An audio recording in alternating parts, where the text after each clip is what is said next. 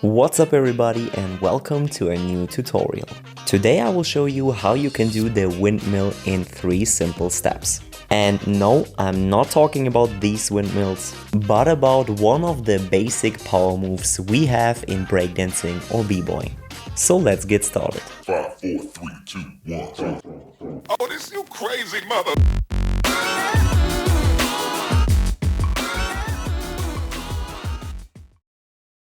Before we start, I want to say that the windmill is not a prerequisite, but the prerequisite for many other power moves. For example, munch mills or tombstones, but of course other power moves as well. So before you immediately start with more advanced power moves, I definitely highly recommend that you learn the windmill first. Not only does it teach you the right swinging motion with your legs, but it also gives you a lot of strength, core strength especially, and body tension. The good thing about this move is you do not need many prerequisites. The windmill does not require too much strength, but a bit flexibility. Let's say it like that. No matter how flexible you are, you will be able to learn the windmill, but the more flexible you are, the easier it will be.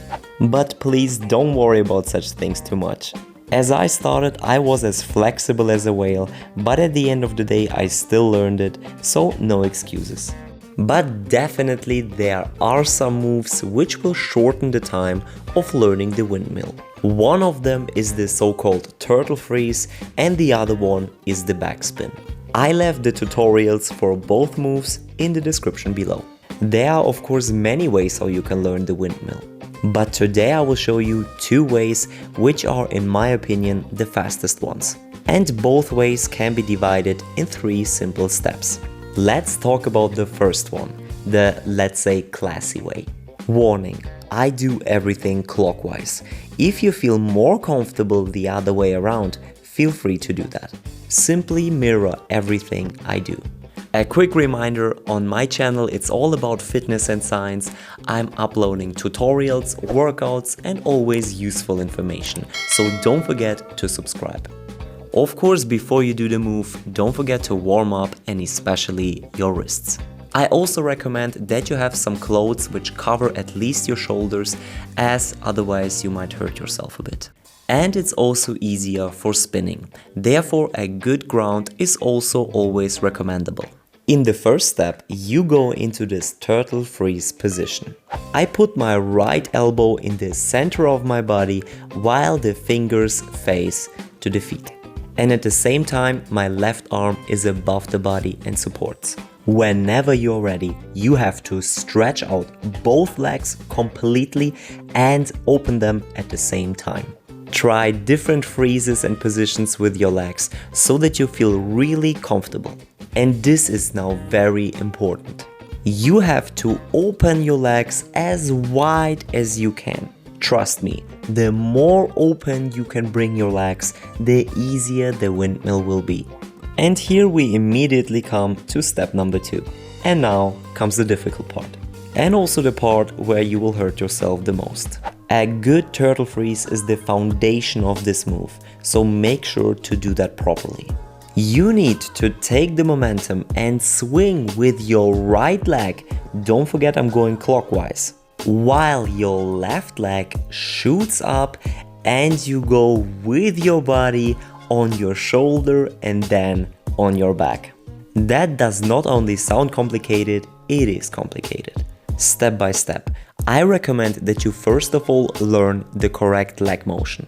Get comfortable in doing this movement. When you want to go from the turtle freeze on your back, you need to put your elbow on the ground, then touch the ground with your right shoulder, and then you are basically already on your back. So 1, 2 and 3. Oh, and 2 quick tips. When training these steps, it might be that you will hit your head against the floor sometimes. And this can kind of hurt sometimes. So to avoid that, you can simply wear a hat. Or you keep contact with the floor with your head the whole time. I personally do not do that, but it might help you. And always face into the direction you want to spin.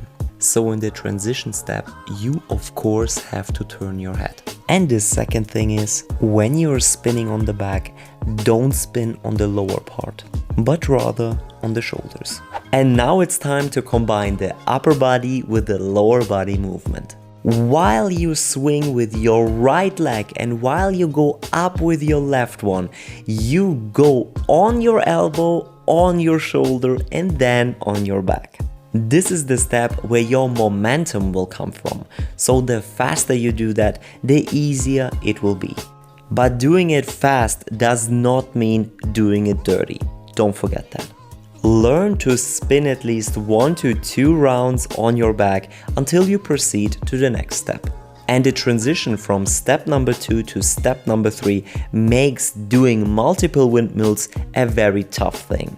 And it's the reason why most people can do the beginning very well but fail in doing multiple rounds. As soon as you're in this position, you must understand where you actually want to go.